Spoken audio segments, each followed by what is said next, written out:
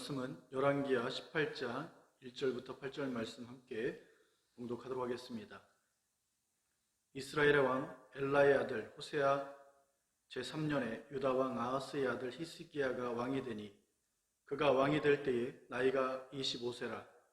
예루살렘에서 29년간 다스리니라. 그의 어머니의 이름은 아비요 스가리야의 딸이더라.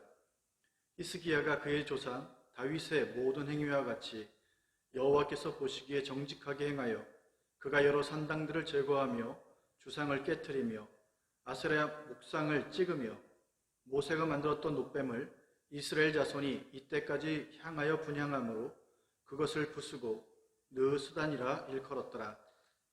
히스기야가 이스라엘 하나님 여호와를 의지하였는데 그의 전후 유다 여러 왕 중에 그러한 자가 없었으니 곧 그가 여호와께 연합하여 그에게서 떠나지 아니하고 여호와께서 모세에게 명령하신 계명을 지켰더라. 여호와께서 그와 함께 하심에 그가 어디로 가든지 형통하였더라. 저가 아스루 왕을 배반하고 섬기지 아니하였고 그가 블레셋 사람들을 쳐서 가사와 그 사방에 이르고 망대에서부터 견고한 성까지 이르렀더라. 아멘. 오늘 말씀 제목은 히스기야처럼 달라야 한다라고 하는 제목을 가지고 함께 말씀을 나누고자 합니다. 본문은 남유다 왕 히스기야에 대해 다루고 있습니다. 1절에 유다 왕 아하스의 아들 히스기야가 왕이 되었다라고 기록하고 있습니다. 여기서 히스기야의 아버지 아하스가 어떤 사람입니까? 열왕기하 16장 2절에서 4절에 보게 되면 그는 20세의 왕이 되었고 예루살렘을 16년간 통치했다라고 기록합니다. 또한 그 기록과 함께 덧붙여진 기록은 그가 다윗과 같이 않았다는 것입니다. 여기서 다윗과 같이 않았다는 것은 하나님 보시기에 정직히 행하지 않았고 이방에 가증한 일을 따라서 자기 아들을 불 가운데로 지나가게 했고 산당들과 작은 산 위와 모든 푸른 나무 아래에서 제사하며 분향했던 것을 말하는 것입니다. 이런 아하스는 역대하 28장 25절에 보면 하나님 여호와를 진노케 했다라고 기록하고 있습니다. 그런데 그의 아들 히스기야는 아버지 아하스와 달랐음을 보여줍니다.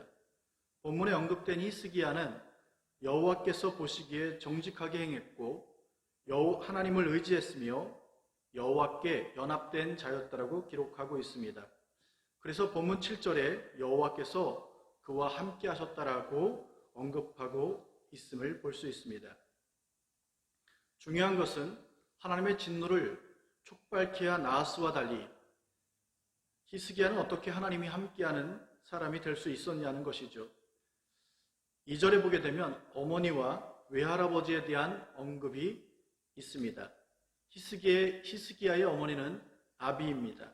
이는 나의 아버지 여호와라는 뜻을 가지고 있습니다. 그리고 여호와께서 기억하신다는 뜻을 가진 스가리야는 외할아버지가 되는 것입니다. 대부분의 학자들은 그를 신실한 제사장으로 추정하고 있습니다. 그러니 이것은 어떤 것을 이야기합니까?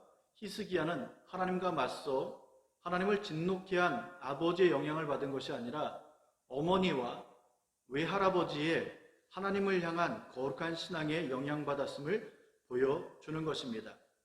이를 통해서 하나님이 우리에게 주시는 메시지가 뭘까 생각해 보니 하나님의 진노를 일으키는 죄악된 세상과 하나님을 향한 거룩한 신앙 중에 어떤 것에 더 많이 영향받으며 살아가는지를 점검해 보라는 것입니다. 그럼 어떤 영향을 받는지 우리가 어떻게 알 수 있습니까? 내가 누군가에게 미치는 영향이 뭔가를 보면 내가 어느 곳에 더 영향을 받는지 알게 되는 것입니다. 어느 교회에 있었던 일이라고 합니다. 교회에 새 신자를 전도하여 데려왔습니다. 그는 함께 예배를 드렸고 새 신자 환영을 받았습니다. 그리고 돌아가려 할 때 어떤 한 분이 인도자에게 자기 집에 가서 놀자고 제안하는 것입니다. 그 제안을 따라서 함께 데려온 그 새 신자도 함께 가게 되었습니다. 그들이 집에 들어갔을 때 그들은 간단히 차를 마신 다음 그들이 꺼낸 것은 전문 담요에 동향화였다고 합니다. 이에 새신자는 깜짝 놀라서 교회 다니는 사람들이 과연 이것을 해도 되냐고 물으니 그들은 익숙한 듯 재미로 하는 것이니 괜찮다라고 말했고 거기서 아주 재미난 시간을 보냈다고 합니다. 문제는 그 재미가 그 재미로 끝난 것이 아니라 재미로 시작된 일이지만 이제 아무 거리낌 없이 치는 일상이 되었고 그러다 보니 어떤 치던 자에게 돈을 대주기 시작했고 결국 자신이 뛰어들어서 당시에 3억이라는 돈을 날렸다라고 합니다. 여러분, 이 새신자가 도박을 하면서 3억을 날린 그 시작이 무엇으로부터 시작됩니까? 교회를 다녔던 신앙의 선배라고 말하는 자들로부터 시작되었고 그들이 재미삼아 시작했다라고 하는 그 일에서 비롯된 것을 알 수 있습니다. 본인들은 얼마든지 신앙 안에서 믿음으로 절제할 수 있고 재미라고 말할 수 있을지 모르지만 누군가에게는 인생을 망치는 것으로 신앙적으로 바르지 못한 영향을 주었던 것입니다. 여러분, 이러한 바르지 못한 영향을 주었다는 것은 결국 하나님을 향한 거룩한 신앙의 영향을 본인들도 받지 못했음을 보여주는 것이라고 생각됩니다. 사도 바울은 고린도전서 11장 1절에 고린도 교회를 향해서 한 가지를 권면하고 있습니다. 그 권면은 내가 그리스도를 본받은 것처럼 너희도 나를 본받으라는 것입니다. 바울이 그리스도에게서 본받은 것이 뭘까? 성경에서 찾아보니 빌립보서 2장 5절에 그리스도 예수의 마음이었습니다. 그럼 예수의 마음이 무엇입니까? 한마디로 십자가 죽음입니다. 그 십자가 죽음이 의미하는 것은 빌립보서 2장 6절과 8절에 보게 되면 하나님과 본체시나 동등됨을 취하지 않았고 자기를 비워 종의 형체를 가지사 사람들과 같이 되셨고 또한 자기를 낮추시되 죽기까지 복종하시는 것입니다. 이것이 십자가 죽음이며 이것이 예수님의 마음이었습니다. 이를 본받기 위해 바울이 날마다 힘쓴 것은 고린도전서 15장 31절에 보면 날마다 죽는다라고 고백하는 것입니다. 그 십자가 죽음을 통해서 바울이 얻게 된 것은 무엇입니까? 갈라디아서 2장 20절에 보면 오직 내 안에 그리스도께서 사시는 것이라.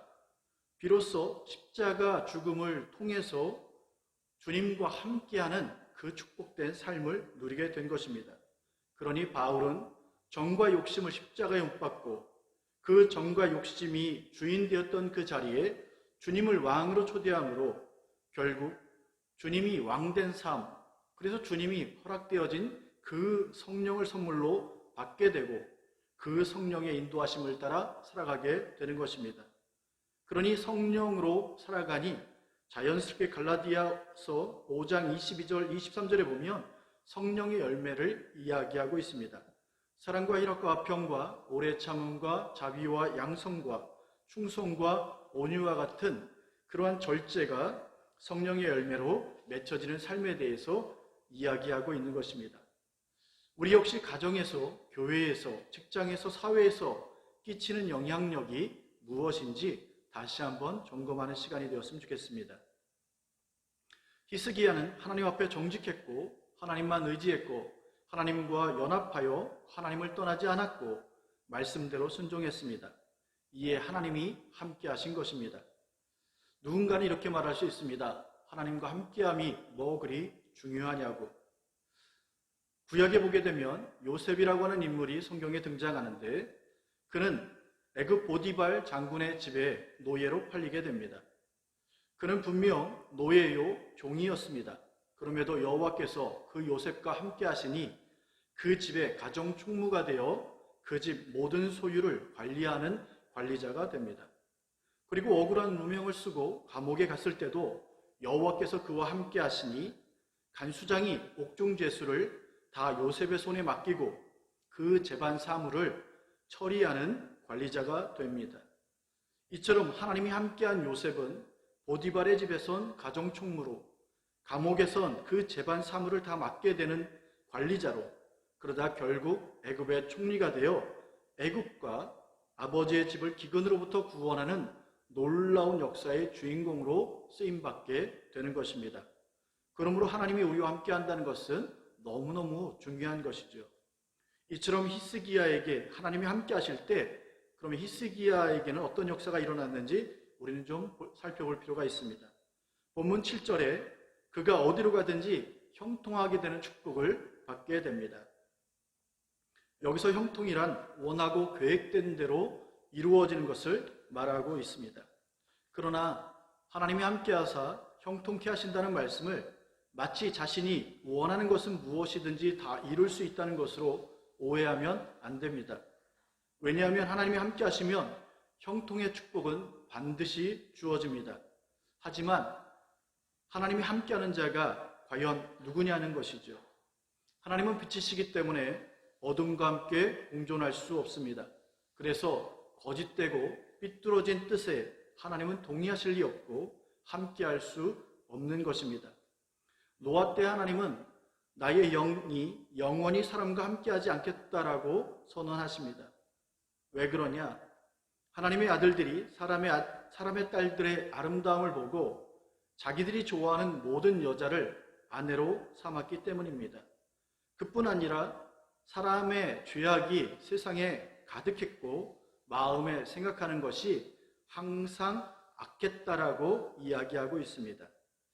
히브리서에 의하면 하나님의 영광이 아닌 자신의 행복과 쾌락을 위해 자신을 위해 먹고 마시며 시집가며 장가가는 것에 집중하는 삶을 살아갈 때 하나님은 세상을 홍수로 심판하셨다라고 말씀하고 있습니다.